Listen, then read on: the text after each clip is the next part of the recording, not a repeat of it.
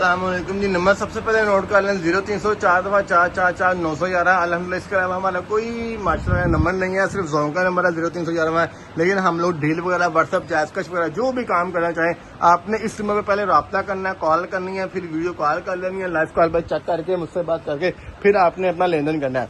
ये माशाल्लाह जी आज के हमारे सारे पार्सल हैं अल्हम्दुलिल्लाह। 24 अंडों वाला, 16 अंडों वाला, 18 अंडों वाला, 8 अंडों वाला, 35 अंडों वाला 2024 का सबसे कामयाब मॉडल और जो मार्केट में तकरीबन 4-5 हज़ार पीस बिका है अल्हम्दुलिल्लाह। सबसे बेहतरीन आप इसको घुमा सकते हैं, अपनी मर्जी से जिधर मर्जी लेके जा सकते हैं, एडजस्ट कर सकते हैं, टाइट कर सकते हैं।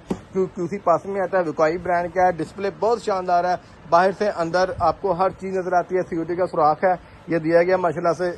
इसको साइड पे कर लो, वजनी पार्सल है बेटा।